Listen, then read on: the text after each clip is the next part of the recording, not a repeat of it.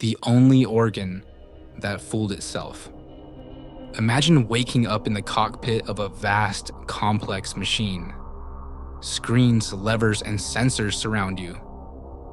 You sincerely believe you are the pilot.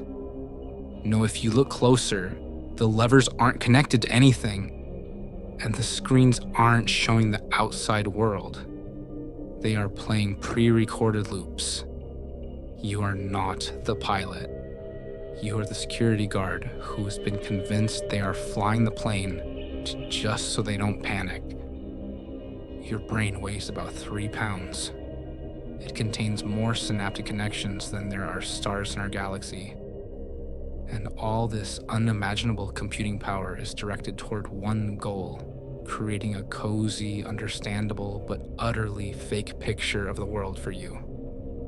Today, we will dismantle your skull brick by brick and peer into the abyss that your brain so diligently hides from you.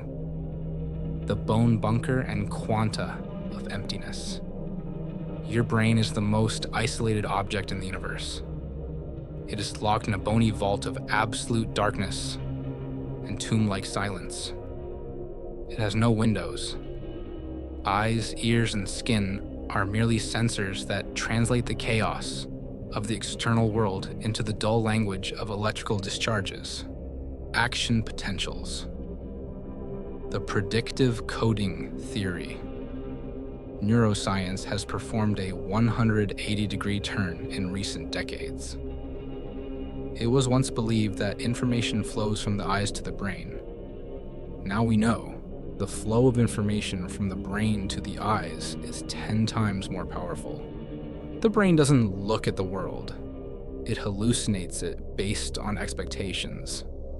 The invisible gorilla experiment. Why do people miss a man in a gorilla suit while counting basketball passes? Because the brain filters out everything that doesn't fit the current prediction model. If you aren't expecting a gorilla, it doesn't exist for you. Literally.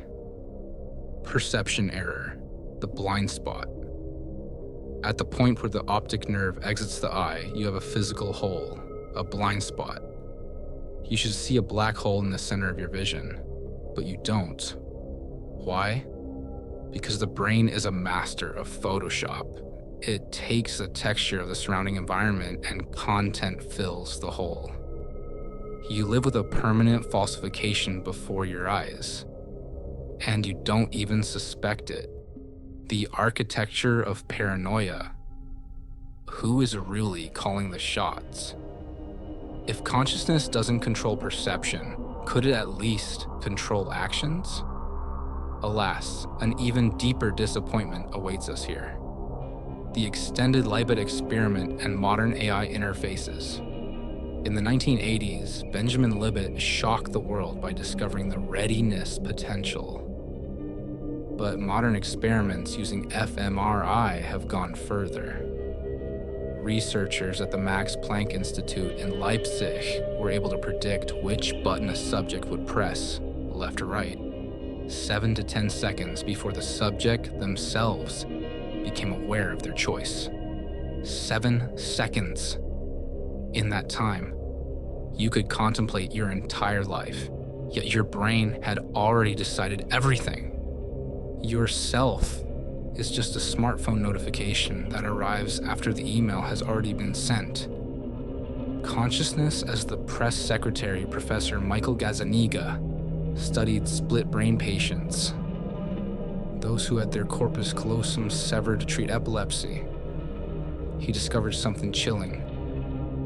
When the right hemisphere, which cannot speak, was given the command walk, the person stood up and started moving.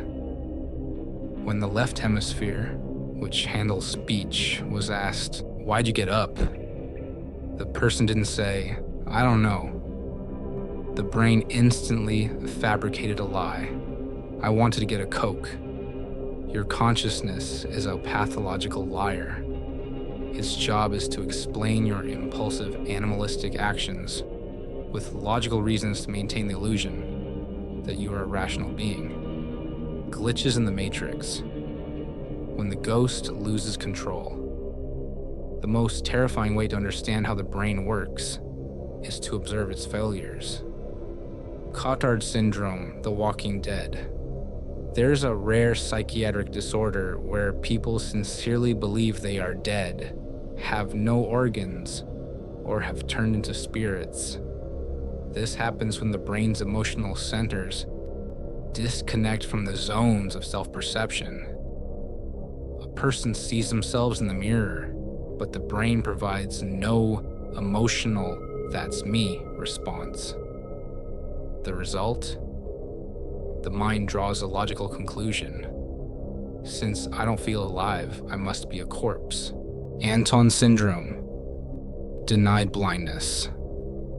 Patients with damage to the occipital lobes can be completely blind, yet they vehemently insist they see everything. They walk into furniture and describe non-existent objects. Their brain continues to generate visual hallucinations and forces consciousness to believe in them, ignoring reality. This is the ultimate form of controlled hallucination, gone rogue. Sensory deprivation and quantum soup. If you remove external stimuli, the brain doesn't calm down. It starts to itch. John Lilly, a neurobiologist and mystic, spent thousands of hours in flotation tanks. Salt water, 36 degrees Celsius, Zaro sound. He described encounters with extraterrestrial civilizations and entities. To science, these are hallucinations. To the brain, they are reality. When neurons are deprived of external data, they begin to amplify internal noise to the limit. Your consciousness is not what you receive from the world. It is what the brain generates when trying to cope with the silence. We are children of noise. Without constant irritation of the nerve endings, our personality simply evaporates. Digital telepathy and the end of thought privacy. We are used to thinking that our thoughts are the final sanctuary of freedom. But AI technologies have already kicked that door down. In 2023, researchers used AI diffusion models to decode fMRI data from people watching videos. The result was staggering. The AI was able to reconstruct blurry but recognizable images of what the person was seeing in their head. This means that in 10 to 20 years, we will be able to record our dreams and upload them to the cloud. But there is a dark side. If you can export video from a head, can you import it? The concept of inception is becoming a matter of bioengineering, not fiction. Anesthesia, a rehearsal for nothingness. Anesthesia is not sleep. In sleep, the brain is active, you dream, and your self exists in other worlds. Anesthesia is the chemical erasure of existence. Neurobiologist Giulio Tononi proposed the Integrated Information Theory, IIT. According to it, consciousness emerges when different parts of the brain exchange information in a complex network. Anesthetics act as jammers. They don't turn off neurons, they force them to work in isolation. As soon as the connection is severed, you vanish. You aren't in the dark, you aren't in the void, you simply do not exist in time. Anesthesia proves that you are not a substance, you are a process. And that process is incredibly fragile. A few milligrams of propofol are enough to strike your presence from the universe.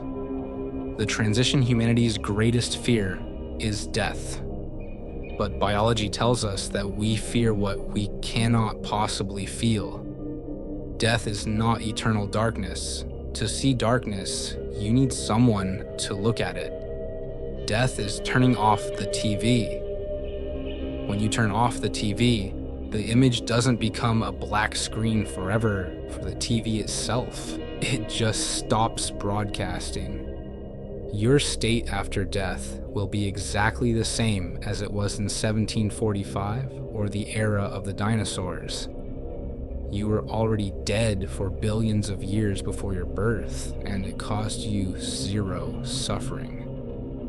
We fear the loss of accumulated experience, but at the moment of death, the one who could grieve that loss disappears. Project Bluebeam and reality management. If our brain is a receiver interpreting signals, what happens if someone learns to hijack the signal itself on a global scale? Targeted hallucination technology. There is a theory that governments are developing low-frequency wave systems capable of inducing identical visions in entire populations. Given that reality is a hallucination everyone agrees on, all it takes is forcing us to agree on a new image. Holograms in the sky. Proponents claim technology allows for the projection of hyper-realistic images into the sky that the brain will read as physical objects, an alien invasion, or a messiah. Since the brain always finishes the picture based on expectations, mass panic would make the illusion tangible. We would be trapped in a script imposed from the outside, unable to distinguish photons from the truth. Quantum immortality and the Mandela effect. CERN experiments. Why do thousands of people remember events that never happened? This isn't just poor memory. It's evidence that our brains are jumping between branches of reality. Wave function. Collapse of the brain. There is a hypothesis that consciousness is a quantum process, the Hameroff-Penrose theory. If so, it can exist in superposition. Conspiracy theorists argue that CERN experiments at the Large Hadron Collider destabilize the fabric of reality. Memory. Overwrite. When two realities collide, the brain tries to stitch them together. Those whose neural connections are more sensitive remember the old world. Governments know this and use the Mandela effect as a smokescreen. If you notice a strange discrepancy in history, they just tell you your brain is a glitchy biocomputer. But what if these discrepancies are the only cracks in the fake wall of your skull through which the true universe is visible? The neural digital concentration camp. Dead internet and AI shepherds. This theory states that your consciousness hasn't interacted with other humans for a long time. It is locked in a digital bunker that feeds you a personalized reality. Dead internet theory. Over 90% of web content is allegedly created by AI for attention management. But let's go deeper. What if social media algorithms are the first iteration of brain hacking? They study your dopamine loops and paint a bubble of reality around you from which escape is impossible. Neuralink and the end of individuality. Conspiracists believe that microchipping under the guise of medical treatment is the final stage. Once the brain connects directly to the network, the last barrier, the bone bunker, vanishes. Yourself could be erased or overwritten remotely. We will become nodes in a giant server where thoughts of rebellion are blocked by antivirus software before they even reach the stage of a readiness potential. Parasites of consciousness and the archons, Diderot esoteric conspiracy. The oldest and darkest theory, which finds an echo in modern neuroscience. It claims our consciousness is a farm for entity of a different order. Lush and the emotional harvest. Ancient Gnostics called them archons. Modern researchers call them interdimensional parasites. They don't eat our flesh. They need our energy. Those very spikes of neural activity during fear, anger, or paranoia. The brain as a limiter. Why don't we use our full brain capacity? Why can't we see radiation or ultraviolet light? The theory suggests the brain was artificially pruned through evolution or intervention to become the perfect filter. It leaves us just enough awareness to work and reproduce, but hides the presence of the masters standing right behind us in those very blind spots that the brain so carefully paints over. Conclusion: we live inside a biological simulation. We are the side effect of a complex algorithm designed for the survival of primates on a dusty piece of rock in space.